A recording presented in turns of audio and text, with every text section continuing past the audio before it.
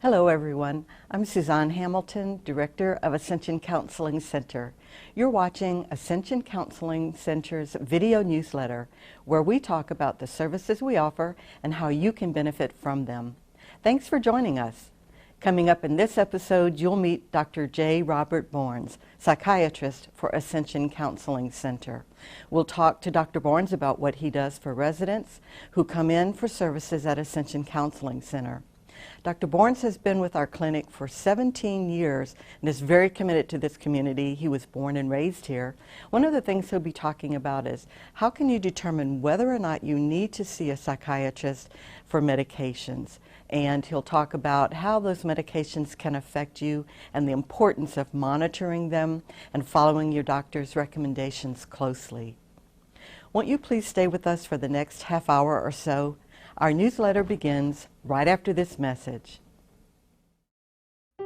Ascension Parish, a parish steeped in tradition.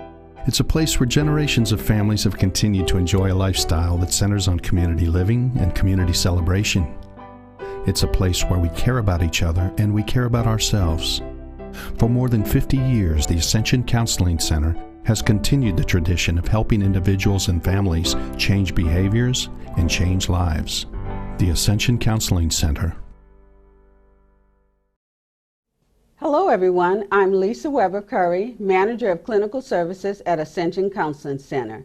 We're joined now by Dr. Robert Barnes, psychiatrist. Welcome, Dr. Barnes. We're happy and grateful to have you here because the community as well as our clients have a lot of questions about psychiatry, what you do and how you can help them. So start by giving us a little bit of information about who you are and your credentials, please. Well, I'm a psychiatrist, and by the way, I spent the first 10 years of my life in this parish, so I'm an old great. person That's from wonderful. here. I have relatives all up and down, but psychiatrists are medical doctors. I went to LSU Medical School and graduated there, and then went on and did a full year of medical internship. Okay.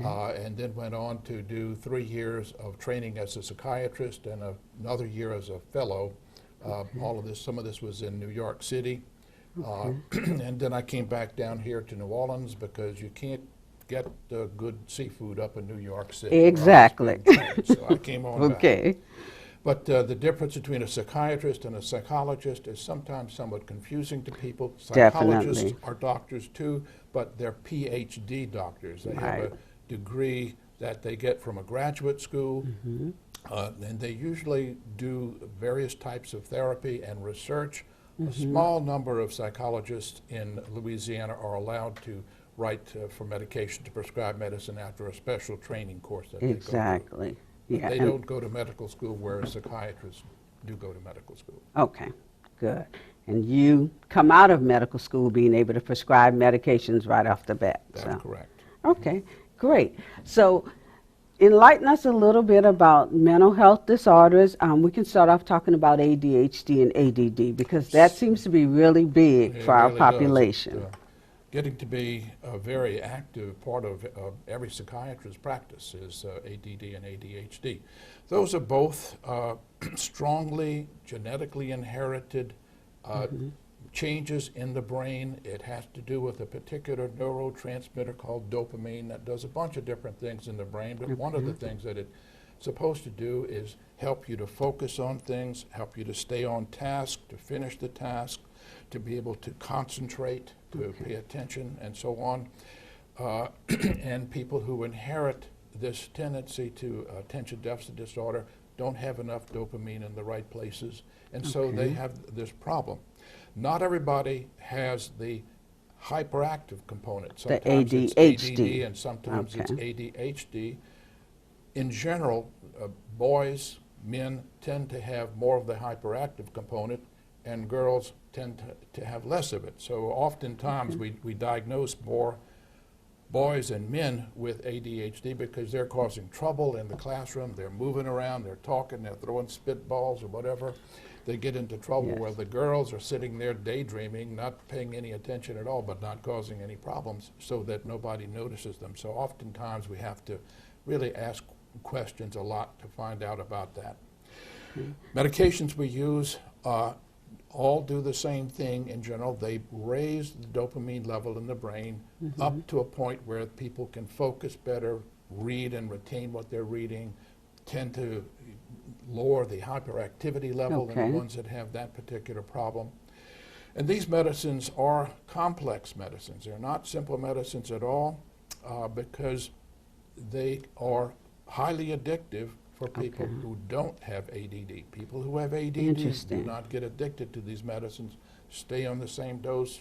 Let me stop you there. Can you say that again? People who actually have ADD or ADHD do not get addicted to this medicine. That's correct. Okay. And we have to explain that to people because what they learn is that these medicines are Schedule II by the Federal Drug Enforcement Administration. Second highest potential for addiction and abuse if you don't have ADD.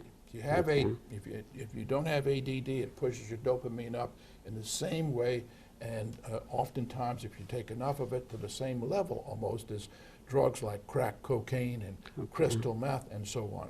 Okay, that's very important to know. People who have ADD, when they take this, get almost exactly the opposite kind of effect. People who abuse these medicines get very talkative and bouncing off the wall and do crazy things, whereas people who have ADD and they take medicines like this, they're calmer, quieter, more focused, behave much more appropriately. Okay. So for parents, educators out there, daycare workers, what are some signs and symptoms you would tell them to look for to be able to identify that, oh, my kid possibly has ADD or ADHD, and when should they bring them in to see you? Well, obviously, the hyperactive component is often what makes people bring kids in. They're bouncing off the wall. You can't keep them still. They can't, when you get to the kindergarten and first grade, when you're supposed to be able to sit down for a while and do tasks and so on, they can't sit down. They're up and down and can't focus. Sometimes, though, you have to do things like check and see whether they're retaining. One of the things that I see often is you ask your child what happens when they try to read a book, and what if they're on top of it and they know what's going on. They'll say, I read a page and I have no idea what I just read. So you might see a child who seems to be intelligent enough to make A's or B's in school, but he's making C's and D's and getting into trouble with the conduct in school. Those are the kind of kids you want to ask. Another thing is family history. This is a remarkably strongly passed along kind of a problem, and it's not an unusual thing for me to treat a teenager for these illnesses, and the next thing I know I have the mother or the father in because they realize they have the same thing, and when you really look at the family history, you find that it's all throughout it. Cousins and nephews and so on are all on medication. Yeah, or if they weren't on medication, they were being labeled as, oh, they're just a really active, busy child. That's just normal for them. But until they come in and we do the checklist and you speak with them, then we learn it's not normal and it can be treated. And sometimes the difference you get is remarkable. It's a gratifying thing to treat because people go from practically flunking out of school to making A's and B's and not getting into trouble in the classroom, and it can be very gratifying. Definitely, I imagine for you, but also for the patients and their parents and the teachers who sit in school with the kids. Yes. Definitely. Okay, so we know what to look for ADD, ADHD. Don't hesitate to call our agency, come see a counselor, see you, get some help because help is there for that. Okay, let's talk about another disorder. What we oftentimes hear at Ascension Counseling Center when our clients come in is, my nerves are bad. Tell us what mental health disorders relate to that, my nerves are bad. Practically any. I mean, when people use that kind of saying about their nerves being bad, it could be anything from depression to panic attacks to excessive worry to, even things like serious illnesses like bipolar disorder or schizophrenia. You really have to hone down and ask them what they mean. Are they experiencing undue anxiety, having freak out anxiety, panic attacks, or Are they depressed? Are they having crying spells and so on? Or do they have severe mood swings, which might indicate bipolar disorder? Or are they out of touch with reality, hallucinating, have delusions, which might indicate schizophrenia? Okay. I think one of the things that make people a little nervous is they really don't, when they experience panic attacks, they don't know that it's a panic attack. So can you explain to our audience what a panic attack is? A panic attack is something that we all have the capacity to experience. It's called a fight or flight syndrome. If you found yourself in a really dangerous, frightening situation, a bear is about to attack you and kill you, you would experience a panic attack. Of course, the panic attack in that case is beneficial. Right. What happens, though, is your brain causes a great burst of adrenaline to be released into your body. And your brain tells your lungs, breathe fast, get all the oxygen in you can possibly get. You need it to escape, and tells your heart to beat really fast and hard so that you get blood to your legs and your arms so you can either defend yourself or run away, because you're in danger, and your brain is telling you, you're in danger, you're going to die. A panic attack is when you're sitting at home watching TV and there's no bear anywhere around, and you have all those same symptoms. You start breathing heavy, you can't get enough air in, your heart's pounding, and your brain's telling you you're going to die. Right. You know, so it's an inappropriate burst of adrenaline that happens, and people often go to the emergency room and have $10,000 workups to be told they had a panic attack. Yeah. So I love the way you explained it. An inappropriate burst of energy with nothing that's influencing it at the time. Right. That's a great way. I've also heard some clients mention they feel like something heavy is sitting on their chest sometimes. They describe it in many different ways. Sometimes they feel like they're choking, sometimes they can't get enough air in, or there's something heavy on their chest. They describe the experience in various ways, but it basically comes down to their brain is telling them to get a heck of a lot of oxygen in, and they can't get it in, and that's what they feel. I think you've just normalized panic attacks for a lot of people, because so many people feel like there's something really strange about me, this is not normal, I'm not in my right frame of mind. But now you've explained it to them so the audience understands this is something that can be treated and helped. Absolutely. So how do you go about treating Well, almost everybody has had a panic attack at one time or another. But the people who have problems are one who are having one every week. I've had people who are having 2 or 3 every day. You really have a hard time running your life if you're having that much anxiety. Like we pointed out, has an inherited side to it, and it's a biological chemical imbalance kind of a problem. And we use various types of medications. Some antidepressants. Antidepressants are powerful anti-anxiety agents, have an indication for the treatment of panic disorder. We also use what's called benzodiazepines. People have heard of drugs like Xanax and Klonopin and Valium and so on. Those also can help panic attacks. But one of the things that you can do and anybody can do is to learn how to relax yourself, learn how to do relaxing breathing. When you take a big deep breath in and let it out, in a sigh, we can measure changes in your body indicating relaxation. Your blood pressure goes down, your heart rate goes down, the indications of anxiety in you all go down. And many of my patients are able to learn to stop panic attacks before they happen. They sense it coming on, they do that deep, relaxing breathing, and they make it go away.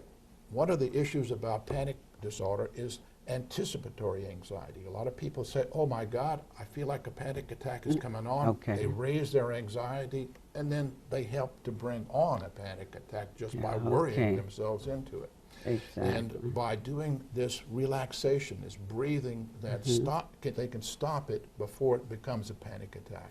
And so I get, after a while in therapy, and our therapists at the Ascension clinic Counseling Center also teach people how to do this. They will often come in and say, I had a near panic attack, but I did my breathing and it went away. Yeah, it slowed things down for them and gave them back the control. Right. Yeah, and we have so many people come in saying they have panic attacks while driving or crossing bridges, and they feel like they're about to just go right over the bridge. They have no control over it. So if they practice this deep breathing even then, Yes. it can help them. Absolutely. Okay. Absolutely. Okay, great. So the big picture here is there's help. Absolutely. But I think a lot of people say, And oh, go ahead. self-help. They can help themselves too. That's the most important thing, because you can teach them so much in the sessions, but you have to be able to take it outside of the session and use it. Correct. I think one of the concerns clients and the community at large would have is, okay, you're telling me I need to see a psychiatrist. So there's that stigma for some people. They think this is a horrible thing. I must be really bad off. So kind of give our audience a sense of what it's like to visit you and have their first session with you. Well, I hope it's not as anxiety provoking as you would think it would be. What happens is in our first session, I will ask them really about all of their lives, not just what they came in for, although we might start off by focusing on whether they're having panic attacks, if they're depressed, so on. And I follow where it takes me. Okay. If they start talking about these anxiety attacks, we establish that they're having panic attacks and how often and so on. If they're talking about depression, we ask them about that and whether or not the depression is so bad that are they safe or not? Are they having any thoughts about harming themselves? We also ask whether they're having the opposite of depression, which would be manic episodes, and, to try to establish whether they have bipolar disorder. Or Explain a little bit more about manic episodes. Okay. What does that mean? Well, everybody has moodiness. We have our good days and our bad days. Right. Some people experience depression, which is a really serious bad day that continues, and where they are unable to be active and lose motivation and so on. Okay. But mania is the opposite of depression. It's where people are in a high state, in a elevated state. More often than not, they're somewhat euphoric, happy for no reason at all, more energized. Oftentimes, they do not need to sleep. They tend to do impulsive, foolish things like spend money they don't have or get involved in often sexual relationships because the sex drive is usually increased. Sometimes they can be very angry, and there can be a very frustrating, irritable, angry side to it. Oftentimes they're grandiose. They have big plans. They're going to do this, they're going to do that, they're going to be sometimes even to the point of being out of touch with reality. They're going to be next president or something like that. So it's a high state, the opposite of the low state depression. And oftentimes people will say, that it looks like they're on drugs or something, that they're taking speed because they're energized and talkative. And sometimes their speech is so quick you can barely follow it. They're jumping to here and jumping to that topic and all over the place. It can be difficult to deal with. Most of the time, people will come in and tell you about depression. Depression is painful. Depression is something no one wants to be in. But you really have to work to get them to tell you about the manic episodes because they enjoy that. It's like they lose insight into the fact that they're in an abnormal up state. Yeah, because for them, this is a change from being in that low depressed state. I'm feeling good, this is excited. I don't want anybody to do anything about that part. Exactly. So yeah, that's definitely understandable. So how would you treat that? How would you help a patient? Well, bipolar disorder, you have two issues to control. You have the depression and you have the manic episode. And usually most of the studies show that you do best by controlling the manic episodes first. But I can tell you that in practice that's difficult to do because you worry during the depression. These are often really severe depressions in bipolar disorder, and they're often suicidal and very, very harmful to them. So you often already have them on an antidepressant because that was the first thing that they presented you with. And then you add medicines to stabilize the manic episodes. There are various types of medicines. Anti-seizure medicines like Depakote and Trileptal and Tegretol or have been used. Lithium was a classic one. It's still used a fair amount because it has, even though it has a lot of side effects and is kind of difficult to manage, but it has anti-suicidal parts to it too. And that's something that can be very useful if you're dealing with a seriously bipolar person. A lot of the newer antipsychotics like Abilify and Risperdal and Seroquel are used to help with that too. Do they seem to work well? And do you use them in conjunction with the antidepressant? More often than not, you will find yourself in practice having to do both, having an antidepressant on board while you have them on medicine to stabilize their manic episodes.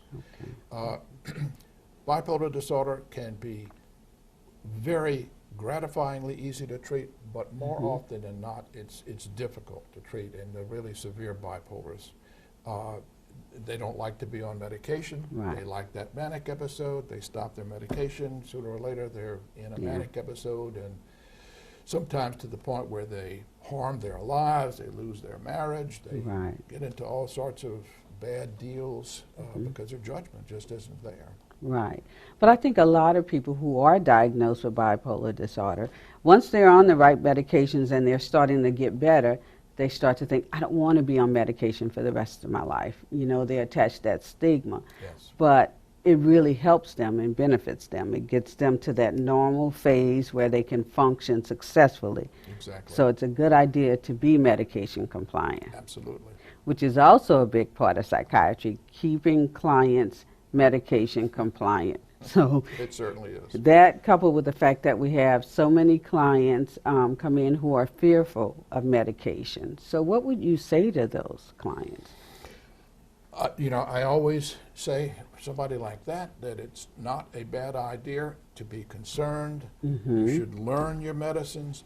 Every time you get your bottle from the pharmacist, check it out, make sure that you got the right medicine, read about it online, look at all the side effects that are possible there, although you need to realize that when you look at things online, there's a lot more listed there than at all likely to happen with you. And if you have any questions, to ask us about it. But most of the medicines we use, with the exception of a few that we would use in more extenuated circumstances, are the side effects are nuisance. Initial nausea, maybe a little sedation, slight weight gain, maybe some sexual side effects, things like that. And usually most people are able to accommodate to those side effects sooner or later, and oftentimes the results that they get you know, are so beneficial to them that they're willing to put up with the mild side effects that they might still have. But if they are concerned about the side effects of it and it's really bothering them, then what should they do? They should call us and speak with us. Speak with my nurse, Ms. Lopez, if I happen not to be available at the moment. But sooner or later they can speak with me, and we discuss what they're experiencing. And if they're having a really hard time, once in a while some of the medicines will have continued nausea. Some people just have very sensitive gastrointestinal tracts, and you have to switch to something else that is less, causes less of that problem. Or sometimes you're dealing with too much sedation or weight gain or things like that. We have these days in modern psychiatry a wide range of medications to choose from. Okay, so in other words, patients shouldn't sit and suffer in silence. They need to talk to you about it, because you can adjust the meds, you can switch them, even change the times some of the medications are taken to reduce the sedation. Exactly. Yeah, exactly. Okay. So that's important. I think one of the other concerns is bringing in family members, because for some people they can just tell you what's going on in that moment, the sadness, but it's important to get a family history. So at any time, do you bring in family members to get additional information? Absolutely. It does more than just bring in more information. It really does. I mean, it's oftentimes somebody will come in. Just the other day, and I had the mother of an adolescent child in, and the adolescent said, well, I only missed 2 or 3 days of my medication, and mother comes in and says half the medicine is still in the bottle. So we picked up very important. because of that information, a medication compliance problem. Right. But it also, in addition to the information that you get from other people observing the person you're trying to treat, you also develop a team. You bring in another person who is on the side of the patient, or another 2 or 3 people, sometimes parents and the other members of the family come in, and for instance, if there's a drug or alcohol problem, you can confront them right there and begin to deal with that with the help of the other family members. So yes, we all, as much as I can, bring in family members. Okay, great. That's wonderful. So you've been with us for a while now at Ascension Counseling Center, and we're grateful to have you. But tell us about some of the different disorders. You know, most of us know, you know, the ADD, the ADHD, the generalized anxiety disorder, and depression. Tell us about some other disorders you've seen over the years, and what we should know about those disorders. Schizophrenia is a rather severe disorder, and although we generally don't see too much of it at our clinic, because the people who have this disorder really need much attention. Yeah. But that's a disorder where people develop a loss of contact with reality, and that shows up in various ways. They might have hallucinations, usually auditory hallucinations, where they hear voices talking to them. Sometimes they feel like some kind of external power has taken over their mind and is putting thoughts in their mind.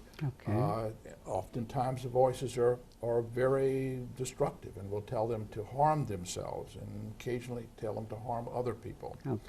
But often they're very bizarre kinds of thoughts that they may have.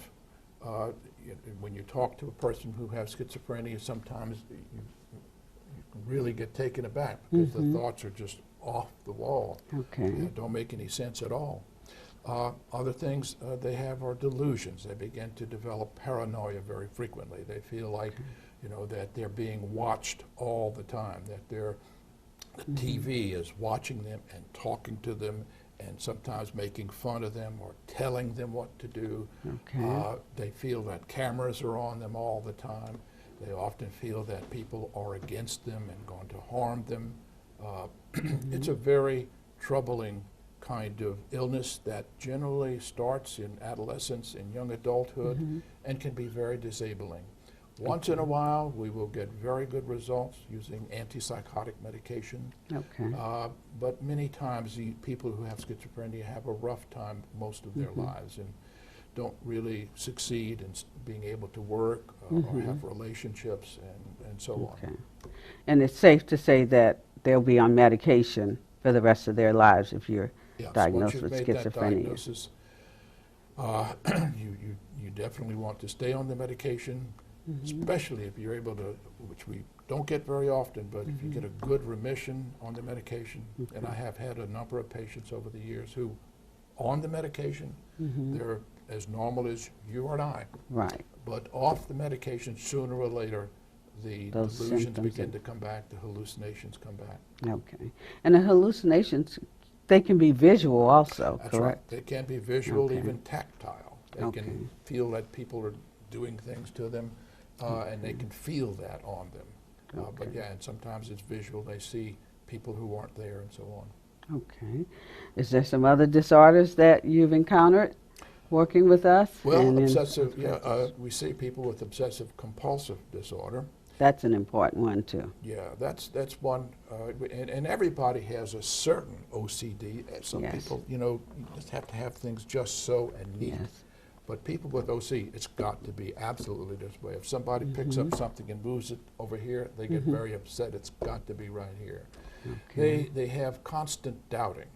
Lock the door, but they doubt if it's been locked. They've got to go back and check to make sure, but they still doubt. And some people tell me it takes them 20 or 30 minutes to leave the house because they have to get out of the car, go check the lock, go back in the car, get out of the car, go check the lock, and so on. And they develop rituals.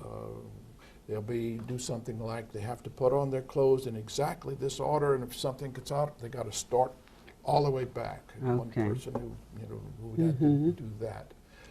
They can be excessively concerned about cleanliness and are constantly cleaning and decontaminating and can't touch this or that because it might have germs or contamination on it. Or constantly washing their hands, sometimes to the point where their hands are raw and red.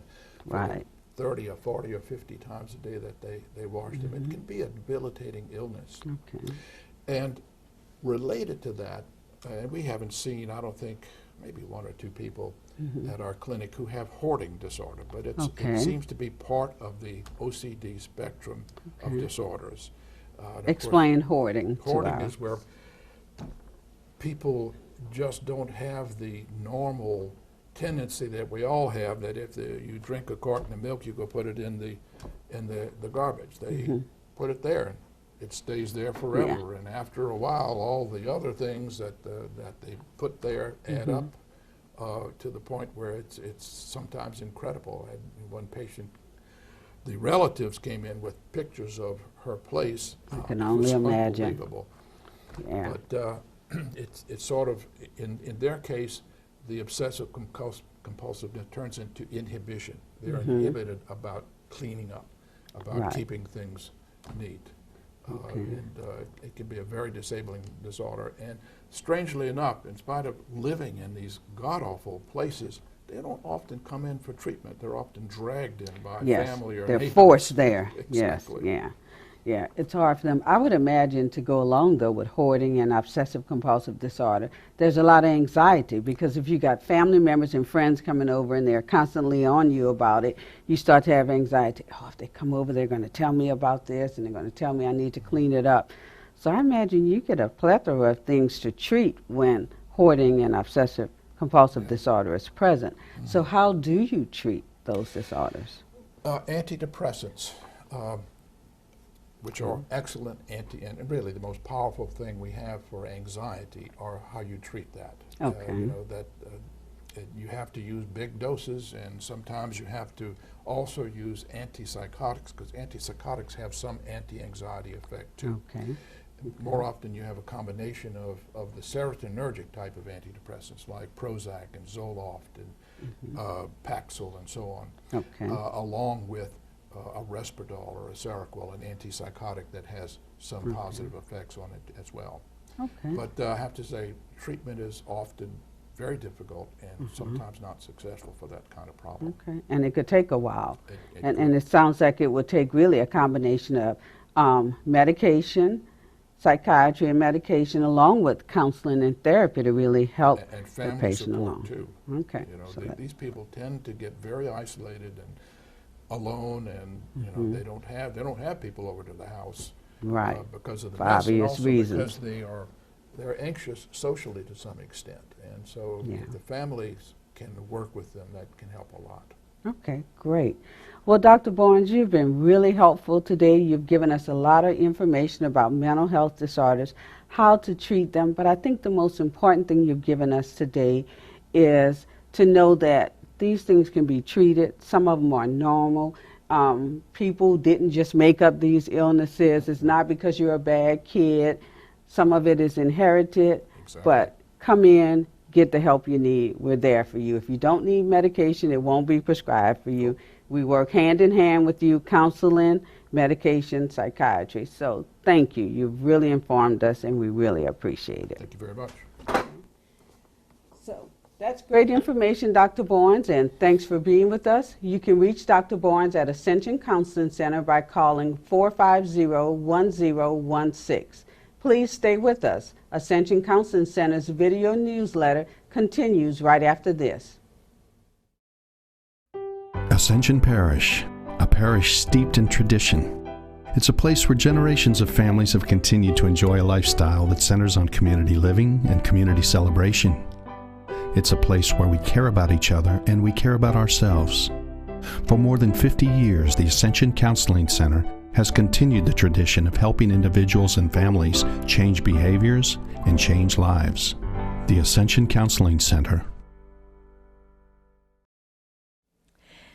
Thanks for spending your time with us for this episode of Ascension Counseling Center's video newsletter. You can catch replays of the program exclusively on Ascension 21 on the days and times listed on your screen, or anytime on Ascension 21's YouTube channel. We look forward to many more episodes where we can talk about what's available at Ascension Counseling Center and how our programs can help change lives. Please join us again next time. Our conversation will focus on suicide prevention, as September is Suicide Prevention Month.